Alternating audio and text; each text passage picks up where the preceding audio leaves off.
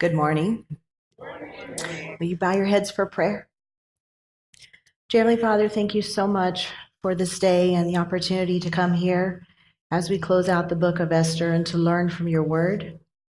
May my words be your words, and may you grant us all a blessing today. In your name we pray, amen. So I have a question for you. Who are you? When I ask that question, what comes to your mind? Now I realize some of you may have a song that comes to your mind that's now going through your head. But really, if I were to ask you the question, who are you? What is it that you think of immediately? Is it your name? Is it your gender? Your occupation? Your nationality? Your ethnicity? Is it a role that you carry, like parent? Who are you? When I first moved to Miami in 2006, I learned that there are different words used for different things that maybe you may have a different idea from somebody else. There's its own culture here. So when I came here, shortly after marrying my husband and moving to Miami, I got invited to a friend's bachelorette party. I needed to drive across town, pick up the groom's sister, drive back across town to Miami Beach, meet on Star Island at somebody's house. It was very Miami. There was supposed to be a limo coming. They said be there by 8 o'clock. So I was running. I showed up at 8:10. The girl that lived in the house opened the door. She was dressed in a bathrobe with a towel in her hair. And the first words out of her mouth were not, "Hello, welcome to my home." They were, "Are you an American?" And I stood there and I was like, "I'm sorry, I don't understand the question." She goes, "Are you American?" And I was like, I've never been asked this before, especially in the country where I reside. And I was like, "I'm sorry, again, I don't understand the question." It was very odd. And she goes, "You're early." And I go, "Oh, okay. So what you're asking me is, am I a green gut?" Yes, I am. And no, I am not early. I was told to be here at 8 and I'm 10 minutes late. So who are you? Who are you? What makes you who you are? Sometimes the words we use to identify ourselves mean different things to different people. Are you your education? Are you your beliefs? Are you the code you live by? The family that you belong to? My mother has a pet peeve about grocery carts. If she walks through a parking lot and there are grocery carts everywhere, you're going to hear about it. It bothers her because the code she lives by is you take the grocery cart back. I am her daughter. I have to live by that code also. It's part of who we are. Our people take grocery carts back. Now, could I not take the grocery cart back? Yes. Would she know? No. She lives 1,500 miles away. But I would know. And for me, if I don't do that, it's like a drop that starts the erosion in the soul of who I am. So I take the grocery cart back. Who are you? What is your identity? Does it change? If I were to ask you the question 10 years ago, who are you? And then the question today, would you have the same answer? Are there things in your life that are dynamic that you identify who you are? Is it an evolutionary process? Who are you? When I was little, I wanted to be Cinderella. I wanted to be Cinderella in all forms. I had the Disney books. I had non-Disney books with all these illustrations, Cinderella in all forms. This Cinderella did not exist when I was little. She just came out a couple years ago. But that's who I wanted to be. Cinderella, I wanted to be a princess, specifically. A princess, that's what Cinderella was to me. She was my favorite princess, but I would take any form of princess. Why did I want to be a princess? Princess was everything I wanted to be because she was everything I thought I wasn't. Princesses were beautiful. I was not beautiful. I was not beautiful as a little girl, partially and due to a really, really bad haircut. The problem with a really bad haircut is when somebody does a hack job on your hair, you then have to get a second haircut to fix it, which means it keeps getting shorter and shorter. So when I had this really bad haircut, You combine a bad haircut with a very gender neutral name like Terri, and people think you're a boy. Because I thought, you may not believe me, it was very true, I have brought you evidence. Exhibit A. This is the year everybody thought I was a boy. And you may think to yourself, whatever, I can still see that you're a girl in that picture. I mean, I have a little froggy pin on my shirt. I don't know if you can see that. But I have Exhibit B. These are other children in that yearbook. Do you notice that we all have the same haircut? Yeah, right. There were 10 boys in my yearbook. I could have picked any one of them. We all had the same haircut, okay? So on the right, that's Ray. He was the only one that had a worse haircut than me. I don't know what happened here, but you notice he's got like a little, what happened? They missed a part. The one on the left is my brother. Yeah, we could have been brothers. My brother's name is Nick. Back then he was Nicky, so we were Nicky and Terri. We could have easily been 2 boys or 2 girls. We were 2 boys in everybody's eyes. Well, not everybody, but most people. There was a new kid that came to school that year, and for the first 6 months, Harold thought I was a boy. Yeah, it was a big shock when I figured out that he thought I was a boy, when he figured out that I was a girl, and it happened at the same instant, which is a whole other story, but I look like a boy. Cinderella never had that problem. That's why I wanted to be her. Everybody thought Cinderella was a girl. It was obvious. So I grew up, I got out of this phase, and I moved to Spain when I was a young adult. And when I went to Spain, there is a royal family. Living in Europe, royalty is a part of their everyday life. It's part of their culture, and I was fascinated by it. So this is a picture of the royal family, and if you see, when I was living there, it was in the 90s, and the king and queen were the 2 in the back, and that is Juan Carlos and Sofia. Their 3 children are there with them. You have Elena, you have Cristina, and you have Felipe, who is now the king. But back then he was just the prince. And I had to learn a lot about the royalty because it was very intriguing to me. It was almost a surreal experience because, you know, coming from an upbringing in a country where we don't have royalty, living in one where there is, it's just like I was fascinated. I was like, just tell me about this. So I learned lots of things. One of the things I learned had to do with their titles, because if you're going to start, that's where you need to start with. So back then, Prince Philip, Príncipe Felipe, his sister is La Infanta Elena y La Infanta Cristina, or Infanta Elena, Infanta Cristina, if you're talking to them. Those are their titles. Infantas are princesses, but princesses are not always infantas. The infantas means that they're the daughters of the monarch. So, for instance, when Felipe married his wife Leticia, she was a princess, Princess Leticia. But she'll never be an infanta because her father is not a monarch. She's married to one. But her children, the 2 little girls there, the little blonde girls holding their dad's hand, those are their children, and they are infantas also. Como se también. They are infantas also. So when an infanta gets married, her husband does not become a prince because a prince is the son of a monarch. So the princes, when the infantas get married, their husbands are usually dukes.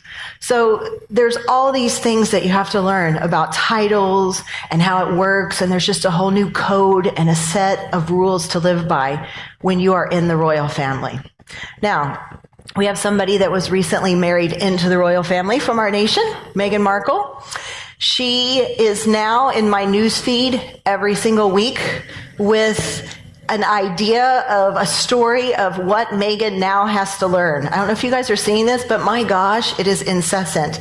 She has to learn that she can only wear a certain color of nail polish, neutral colors. She has to sit a certain way now. She's not supposed to cross her legs. She's supposed to sit with her legs slanted. She is supposed to eat only until the queen is finished, and then your meal is done. When the queen goes to bed, you can go to bed. So all of the things that Meghan has to learn is because she's now a royal. Her identity has changed. In the book of Esther, we also see a similar story. Esther was a commoner who married a king or became a queen. But her story is to a much greater extent than Meghan Markle's. Because Meghan, she's a royal now, in the UK, but Esther was in the Persian Empire. The Persian Empire during the time of Esther included 127 provinces, and it spanned, it says in the Bible, from India to Ethiopia. What does that mean in today's world? I look at that and I'm like, well, that's great. Those are Bible times. So if we take that and we put it in today's global map, you see how big it was. And it's pretty big. But when compared with the rest of the world, we're like, well, it was big. But we all know the rest of the world to be bigger. So the difference is that the rest of the world wasn't that big back then. It is estimated that in 480 BC, the Persian Empire had 50 million people living under its control. This huge amount was roughly 44% of the world's population, making it the largest world power ever in terms of population percentage. What does that mean in today's world? So if we take the world and we say, okay, what would the Persian Empire look like today at 44% of our population? We take North America, we add South America, then we add Africa, we add Europe, we add part of the Middle East, we can add Australia to that, and it's not on the map, but throw in Antarctica too, because there's a couple thousand people down there. Pretty much, this is what Persia looked like. It was 44% of the world's population. Yeah, wow. Esther was the most powerful woman on the planet. You may think to yourself, well, but look at Asia, 44% is not the majority. But remember that what was left would have been smaller countries. It was a world power that nobody could stand up against. So that was Esther. Now, when I look at this map, it really hits me how great of a problem that Vashti caused by saying no to her king. We don't know why she said no, but I'm pretty sure it wasn't on a whim. I don't think she just woke up one day and said, I'm not feeling very trophy wifey today, so I don't think I'm going to do that. I doubt it was a whim.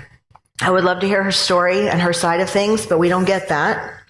But her bold refusal of the king threatened the world. That orange part on the map, she was causing a stir. The king's advisors were worried about a nationwide uprising of women against their husbands in their own homes. Isn't that great? All the women will despise their husbands, they said. Right now, the women are already talking. There will be excessive contempt and wrath. We got to nip this one in the bud. So they did. And from one day to the next, Vashti went from queen to exile. Her identity was shifted in an instant. Thus starts the common theme of the book of Esther, where almost every character in the story has a major identity shift. Let's start with Mordecai. Mordecai, who was he? Well, he was a Jew. We know he came from the tribe of Benjamin. He was also a father. It says in the Bible, Mordecai had a cousin named Hadassah, whom he had brought up because she had neither father nor mother. This young woman, who was also known as Esther, had a lovely figure and was beautiful. Mordecai had taken her as his own daughter when her father and mother died. He took her as his own daughter. When her father and mother died, she was an orphan. She didn't have anyone, and he stepped up. This is the first identity shift we see for Mordecai. He went from cousin to father. Man, from digging deep into the story, I really fell in love with this man and his heart. He was her father. There is no mention of Mordecai having a wife or other children. He could have, but the story doesn't read like that. It reads like a single parent with a daughter to whom he was devoted to. He was a good dad. He protects his daughter by hiding her identity, gives her a Persian name to make it easier. As any dad would be, he's also worried. He's worried about his daughter because she's taken off to the palace and he has no word. So what does he do? Every day, he walks back and forth near the courtyard of the harem. Some Bibles versions call it a harem. Others call it the women's quarters. but it was what it was nonetheless. He walked back and forth every day near the courtyard to find out how Esther was and what was happening to her. Have any of you parents cyber stalked your children to find out what was going on in their lives? Well, Mordecai, that's what he was doing. He was pacing. He paced back and forth outside, back and forth, trying to get information on what was going on with his daughter. How often did he pace? He did it every single day. How long did he do it? For 1 year. She was there for a year because that's how long the beauty treatments took for each girl before she saw the king. 1 year, every day, he paced back and forth to find out how his girl was doing. After the year was up, she goes and she sees the king. She becomes the queen. There is a huge, huge celebration. This celebration, I don't know if it was considered a wedding and a coronation, but it was all about Esther becoming queen.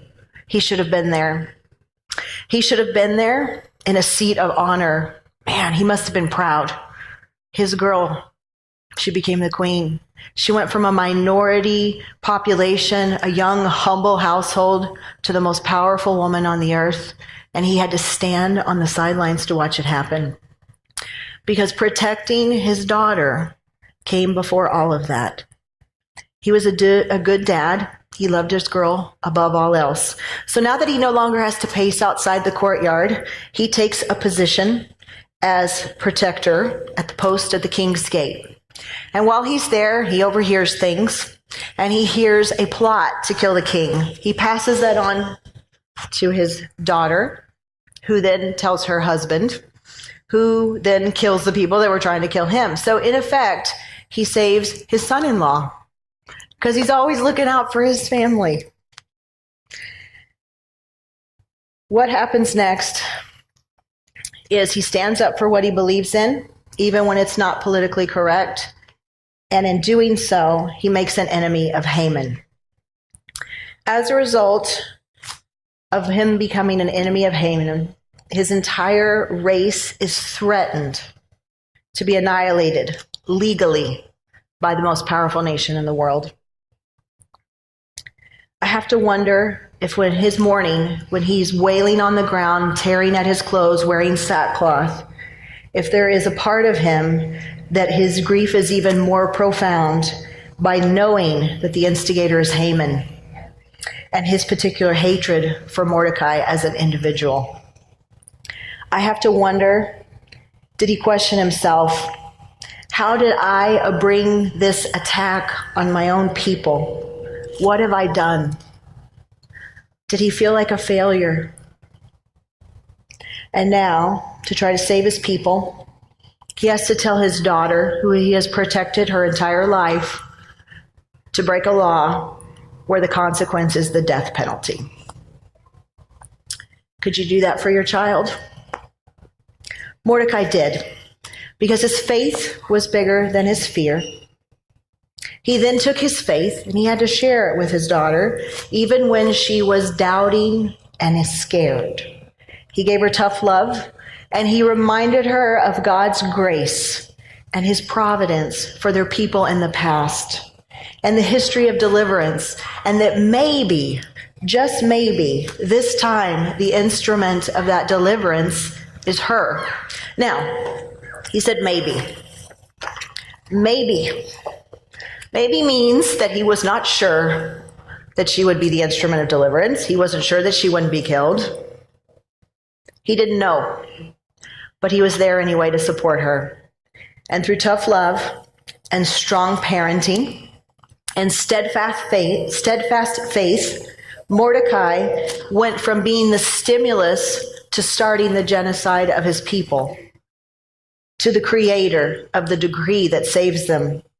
He went from a humble Jewish father that some looked down on to the second highest position of the most powerful nation on earth, managing the household of the riches of the very man who plotted his death.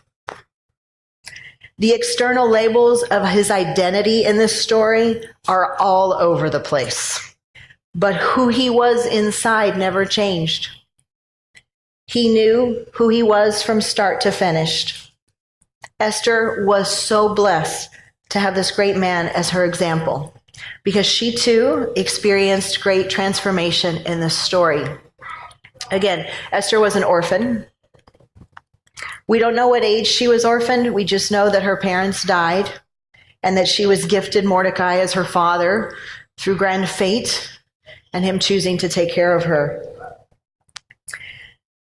In verse 20 of chapter 2, it says, Esther kept secret her family background and her nationality, just as Mordecai had told her to do. For she continued to follow Mordecai's instructions, as she had done when he was bringing her up. She still obeyed him even as an adult. She was a good kid. He was a good dad. They made a great team. She was described as being beautiful, both lovely and beautiful, which to me means she had both internal and external beauty. In the text, it says that she did not reveal her background or her nationality. She kept it a secret, which means that she blended in. She looked Persian. Now, if you go on Google and you Google beautiful Persian women, this is what you are going to find. They're gorgeous. Yeah, wow. Esther was the most beautiful and was just amazing. I mean, by today's standards, we'd call her hot. She was gorgeous. She was gorgeous. It says in the Bible that the king loved her more than all the other women, and she found favor and grace in his sight. She was beautiful inside and out. And even after she became queen, she still continued to look out for her father. When he came to Esther with the plot to kill her husband, she gave him the credit. When he started tearing his clothes and wailing in the street, she was worried. She tried to help him. When the man who had protected her forever asks her to break the law, the consequence is the death penalty, she's scared. But once again, she listens to and she trusts her father. Even if it means her death, she says, I'll do it. She was many things beyond being both lovely and beautiful. She was obedient and she was strong. Esther went from young minority girl to queen of the most powerful nation in the world to warrior for her people. And all the while, she remained a daughter, faithful to her father. Who are you? We cannot look at the people of the story without addressing one of the components that makes the story so juicy, and that's an epic villain, Haman. Haman had his own transformation of identity in this story. And I really have to tell you that his transformation I find it very funny. There's a lot of irony in the things that happen to him, where he thinks he's going up, he goes down. And to me, just the play of events is just so epic. Haman was a prince. He was proud. He was power hungry. He was also vindictive and vengeful, and he was manipulative. But he was a husband and a father. As a father, he had that in common with Mordecai. It didn't matter. He was also a hater. He hated Mordecai, and because of that, he hated the Jews. He was also extremely rich. When he goes to the king and comes up with this grand idea that the Jews need to be exterminated, he actually offers the king money. It's 10,000 talents of silver. To put that into modern day weight, that's about 60,000 pounds or 30 tons. 30 tons of silver. So imagine a bunch of cars out front, all made of silver. It's a lot of silver, okay? In today's monetary value, if silver is around $15 an ounce, more or less, you're looking at about $15 million. He offered the king $15 million, to which the king's response was, do with the people and the money what you please. He didn't need it. He was the greatest ruler on the planet. So all of that power and all of that money, but Haman at his core was wicked. And in the end, every vindictive thing that he did, it blows up in his face. So much so that even his own wife and friends predict his demise. That's one of the best scenes to me of the whole story, was he's meeting with his wife, he's meeting with his friends, he's talking about how his world is great. Man, my life is wonderful. There's just one problem. There's this guy. He's like the thorn in my side. So they say, well, why don't you go build a gallows out in the backyard and then go ask the king, because you're his number one, that you want to hang him. And he's like, that's a great idea. That's going to solve all my problems. So he goes to the king, and instead of getting permission to hang Mordecai, he has to parade Mordecai through the streets, basically humbling himself before him, saying, this is the man who the king wishes to honor, with his own idea. Then he goes back to his friends and his wife, and they say, so how'd it go? What happened? Did you get a chance? When is Mordecai? And he tells them what happened. He goes, no, that's not what happened. I had to parade this guy through the streets wearing the king's robes. And they sit there and they look at him and they say, yeah, you're not going to win this one. This man is going to bring about your demise. And they're right. All ends with him losing his life. His property and his wealth ends in the hands of his greatest enemy, and his sons are all killed. Haman doesn't live through his transformation. Which brings us to the last character in the story that I want to talk about, and that's Xerxes the king. Poor Xerxes. For some reason, I find him the most sympathetic. I have the most sympathy for him because he seems the most in the dark of everything that's going on in this story. Everybody seems to know more than him. He was a successful king. He ruled the greatest empire in the world, and yet he had his flaws, as we all do. One of his flaws was that he was proud. It was not an all-consuming pride like Haman had, but it was pride nonetheless. We see it in the beginning. It was a drunken pride that caused him to call for his queen, to parade her as a trophy in front of his nobles and his rulers, which ultimately leads to her banishment. It was also pride that made it easy for Haman to come and to manipulate him, to sign a decree for the extermination of what he called, quote, a people who are different from all other people and who do not follow the king's laws.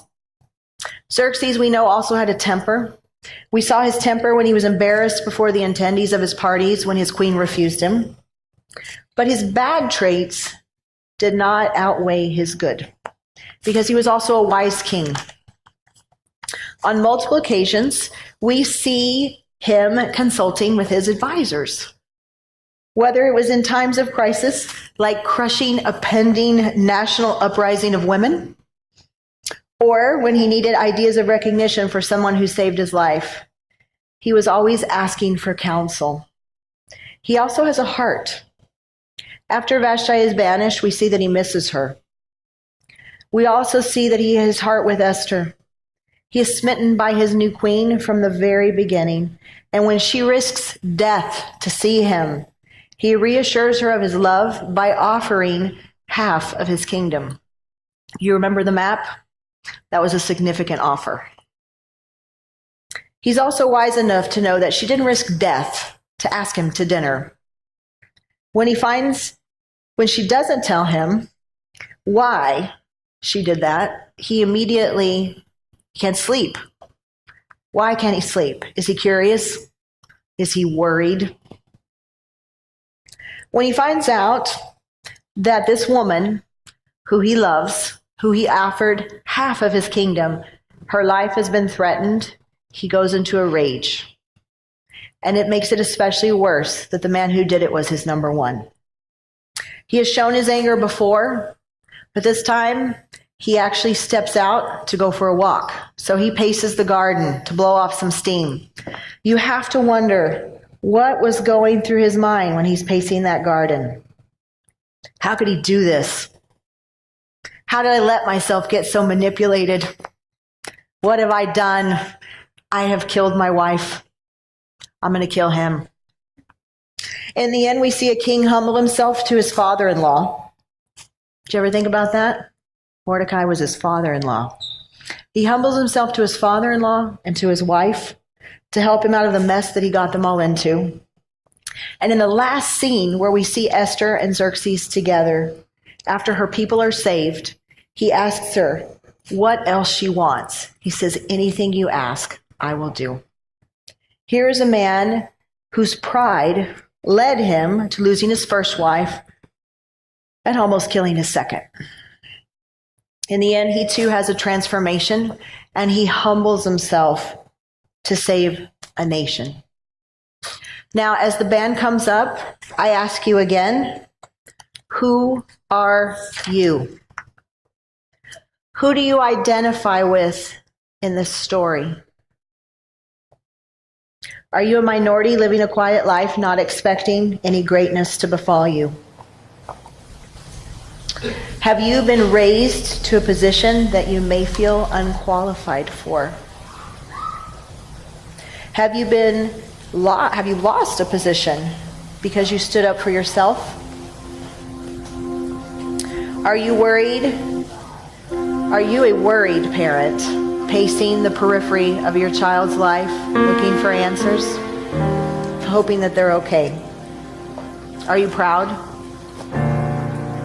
Are you being put down or held back because you're different? Are you harboring hate for someone, a hate that has the power to consume you? Are you a husband who has accidentally hurt your wife? Have you been manipulated into a situation where you ask yourself, how did I get here? Are you hiding a secret from the world about who you really are? Who are you? A few years back, I was having a conversation with God, and I was reminiscing about the past when I wanted to be a princess. And I said to God, remember when I wanted to be a princess? And that still small voice whispered in my ear and said, yes. And all the while you were la infanta.